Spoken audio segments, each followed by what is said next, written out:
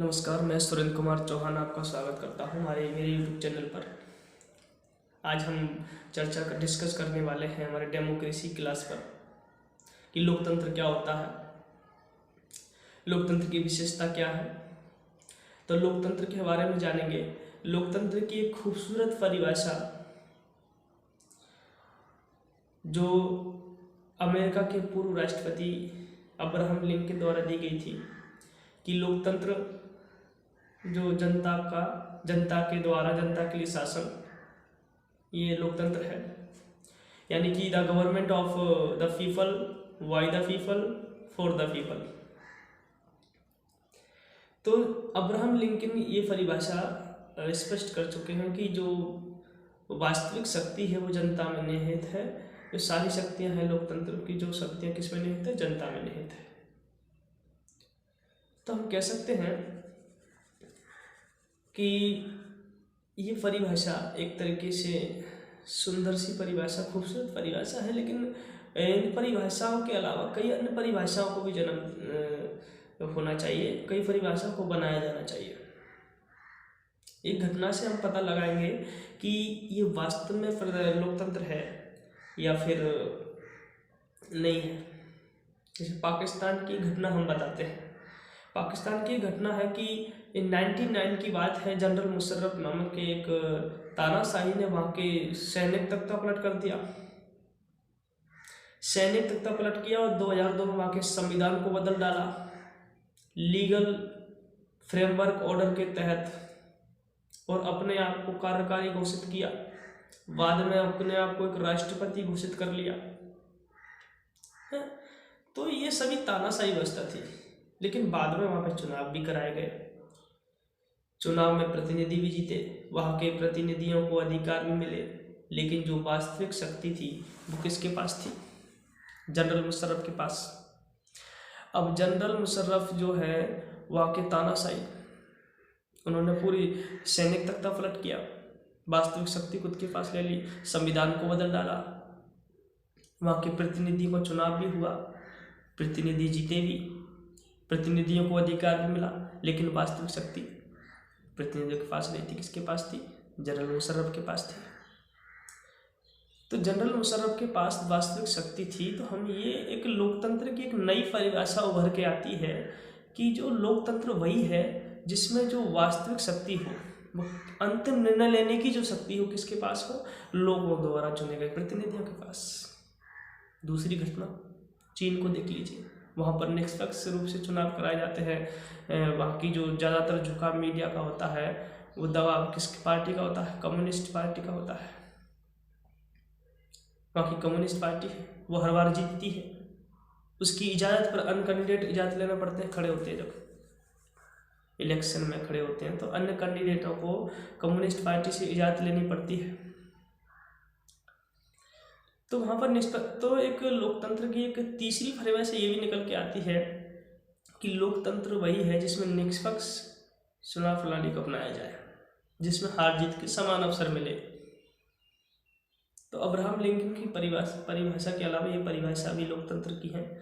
तो हम बात करेंगे कि लोकतंत्र को कितने भागों में बांटा है। लोकतंत्र 2 प्रकार का होता है। लोकतंत्र के प्रकार कितने हैं?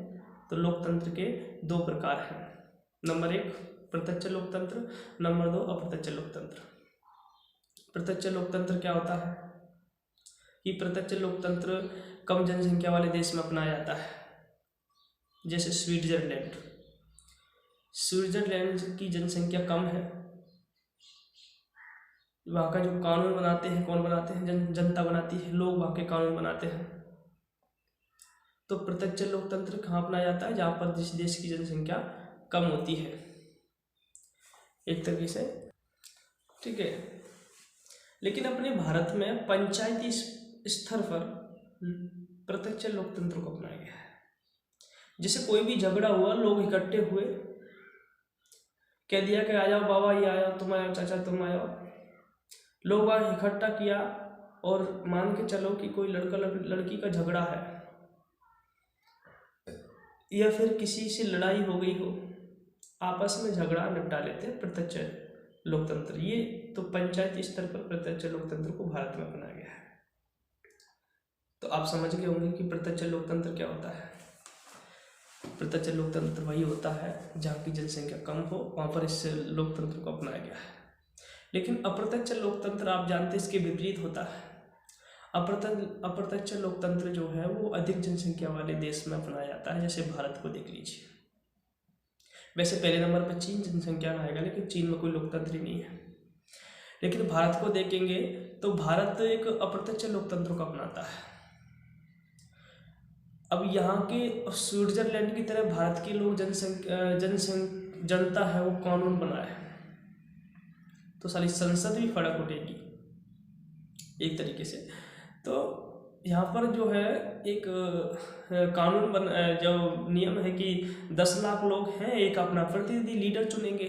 चुनो अपना लीडर साहब, 10 लाख लोग अपना लीडर चुनेंगे। अब 10 लाख लोग जब अपना लीडर चुनेंगे तो वो प्रतिनिधि जो है वो संसद में जाएगा, वहाँ जाएगा। तो भारत में अप्रत्यक्ष लोकतंत्र यानी कि अप्रत्यक्ष लोकतंत्र शासन प्रणाली को अपनाया गया है। अब अप्रत्यक्ष लोकतंत्र शासन प्रणाली भी दो भागों में बटी हुई है। पहला भाग क्या है? अध्यक्षात्मक शासन प्रणाली। दूसरा भाग क्या है? संसदीय शासन प्रणाली। पहला अध्यक्षात्मक, दूसरा संसदीय। अब इन दोनों में से भारत में अध्यक्षात्मक को अपनाया गया है या संसदीय को अपनाया गया है? तो इन दोनों में से भारत में किसको अपनाया गया? आपका जवाब कमेंट बॉक्स में दें। तो भारत में संसदीय शासन प्रणाली को अपनाया गया है। अध्यक्षात्मक शासन प्रणाली का एक उदाहरण में अमेरिका से लेते हैं कि अमेरिका जो है वो अध्यक्षात्मक शासन प्रणाली को अपनाता है। कैसे? कि अध्यक्षात्मक शासन प्रणाली में जो औपचारिक शक्ति है वो भी एक व्यक्ति के पास, वास्तविक शक्ति है वो भी एक व्यक्ति के पास। जैसे वहाँ के डोनाल्ड ट्रंप को देख लीजिए, फॉर्मर प्रेसिडेंट साहब, अध्यक्षात्मक शासन प्रणाली। वहाँ के प्रेसिडेंट को देखेंगे तो प्रेसिडेंट है वहाँ का डोनाल्ड ट्रंप। अब कौन है वहाँ के प्रेसिडेंट? Joe Biden. तो वहाँ औपचारिक शक्ति भी उनके पास है और वास्तविक शक्ति भी उनके पास है। लेकिन भारत की बात करेंगे तो भारत में संसदीय शासन प्रणाली को अपनाया गया है।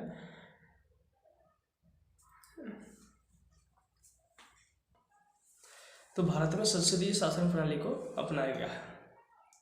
इसमें क्या होता है कि जो वास्तविक शक्ति होती है वो प्रधानमंत्री जी के पास होती है और औपचारिक शक्ति होती है वो राष्ट्रपति जी के पास होती है। नाम मात्र की शक्ति किसके पास होती है? राष्ट्रपति के पास होती है। तो प्रत्यक्ष लोकतंत्र कम जनसंख्या देश में अपनाया जाता है, अप्रत्यक्ष लोकतंत्र अधिक जनसंख्या वाले देश में अपनाया जाता है। अब अप्रत्यक्ष लोकतंत्र के भी दो भाग हमने पढ़े, अध्यक्षात्मक और संसदीय शासन प्रणाली। अमेरिका में अध्यक्षात्मक शासन प्रणाली को अपनाया गया है और भारत में संसदीय शासन प्रणाली को अपनाया गया है। यूके में भी संसदीय शासन प्रणाली को अपनाया गया है ना। अब आपसे एक क्वेश्चन पूछा जाता है कि चीन में इन दोनों में से किस शासन प्रणाली को अपनाया गया है? बताइए कमेंट बॉक्स में। चीन में किस शासन प्रणाली को अपनाया गया है?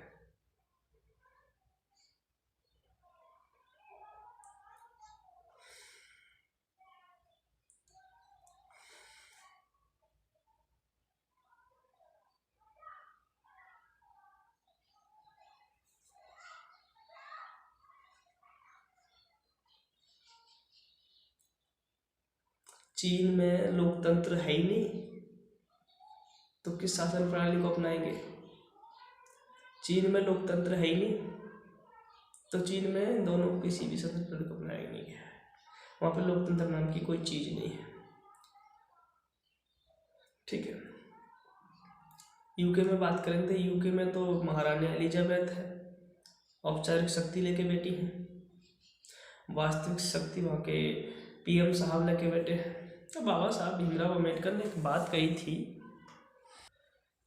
क्या बात कही थी? कि कोई भी राजनीतिक तंत्र तब तक स्थायी नहीं बन सकता जब तक उसके मूल में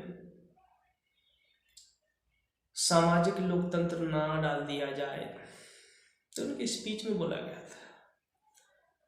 तो हमने लोकतंत्र के बारे में पढ़ा तो लोकतंत्र एक तरीके से क्या होना चाहिए, जनता के द्वारा जनता के लिए शासन लोकतंत्र। लोकतंत्र के प्रकार भी देखे, प्रत्यक्ष और अप्रत्यक्ष लोकतंत्र। अब प्रत्यक्ष लोकतंत्र जहाँ जनसंख्या कम देश, जहाँ की देश की जनसंख्या कम है वहाँ पे प्रत्यक्ष लोकतंत्र अपनाया गया है, और जिस देश की जनसंख्या अधिक है वहाँ पर अप्रत्यक्ष लोकतंत्र को अपनाया गया है। लेकिन भारत अप्रत्यक्ष लोकतंत्र को अपनाता है, अमेरिका अप्रत्यक्ष लोकतंत्र को अपनाता है, लेकिन भारत में पंचायती स्तर पर प्रत्यक्ष लोकतंत्र अपनाया गया है। आपसे पूछा जाए कि भारत में किस स्तर पर किस स्तर पर प्रत्यक्ष लोकतंत्र को अपनाया गया है, तो पंचायती स्तर पर। बाकी सभी जगहों पर, सभी शासन व्यवस्थाओं में अप्रत्यक्ष लोकतंत्र को अपनाया गया है। ठीक है, अप्रत्यक्ष लोकतंत्र के हमने 2 भाग देखे। पहला भाग देखा अध्यक्षात्मक शासन प्रणाली, दूसरी देखी संसदीय शासन प्रणाली। अब इन दोनों में से भारत कौन सी शासन प्रणाली को अपनाता है, तो भारत यहाँ पर संसदीय शासन प्रणाली को अपनाता है। तो अभी ये क्वेश्चन आता है कि अध्यक्षात्मक शासन प्रणाली का अपनाने वाला कौन सा देश है, तो अमेरिका को देख लो। यहाँ की औपचारिक शक्ति भी एक व्यक्ति के पास, और जो वास्तविक शक्ति है वो भी एक व्यक्ति के पास। तो अध्यक्षात्मक शासन प्रणाली में क्या होता है कि जो दोनों शक्तियाँ हैं, औपचारिक और वास्तविक, वो एक ही कैंडिडेट के पास होती है। अब संसदीय शासन प्रणाली का मतलब है कि यहाँ की औपचारिक शक्ति अलग व्यक्ति के पास और वास्तविक शक्ति है वो अलग व्यक्ति के पास। जैसे भारत के उदाहरण लेते हैं तो भारत में औपचारिक शक्ति, नाम मात्र की शक्ति किसके पास है, राष्ट्रपति के पास, और जो वास्तविक शक्ति है वो किसके पास है, प्रधानमंत्री जी के पास। तो वास्तविक कार्यफल का प्रधानमंत्री के पास है ना। तो आज हमने लोकतंत्र के बारे में सीखा। तो नमस्कार, धन्यवाद।